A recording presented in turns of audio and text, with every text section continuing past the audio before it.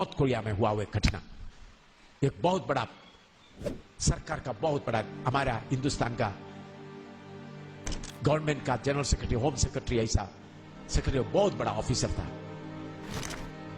बहुत बड़ा कोठी वगैरह था। उन्होंने यीशु को कबूल किया, उनका पत्नी भी यीशु को कबूल किया। उनको बड़ा महल में रहता उसमें से निकाल दिया, फिर उन्होंने अपना मकान में रह रहा था। सरकार बोला, सरकार का तंगा लेकर तुमने ये मकान बनाया, मकान से निकालो। सरकार का मकान से निकाला, उनका बड़ा कोठी था उसमें से भी निकाला। बाद में बोला यीशु को छोड़ दो, सब ले लो। उन्होंने बोला यीशु को छोड़ने का सवाल ही नहीं होता। सरकार का नौकरी से निकाला, बंगला से निकाला, यीशु को छोड़ने का सवाल। अपना मकान उसमें से निकाला।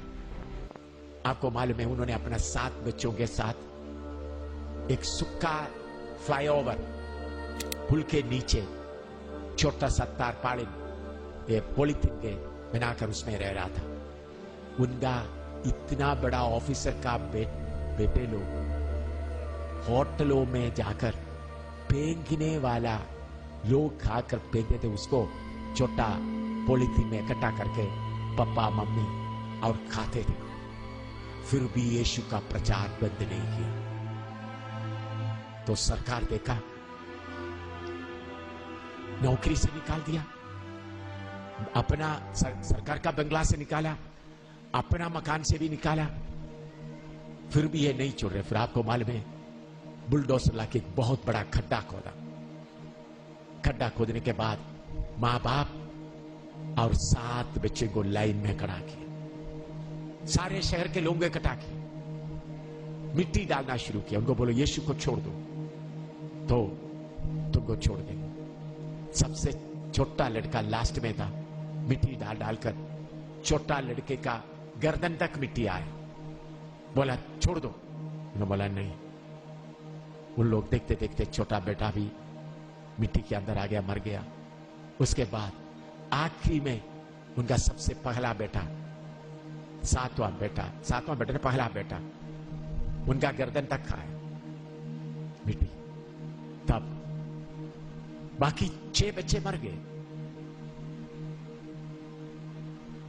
बाद में वो बेटा को देखा, बेटे को पत्नी को देखकर बेटे को देखा।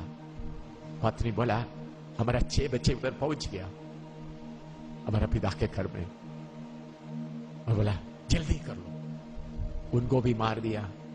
पति पत्नी को 9 लोगों को जिंदा दफन किया गया। उसी दिन जिन्होंने एक कार्य कर रहा था उनमें से 99% उद्धार का मार्ग में आया।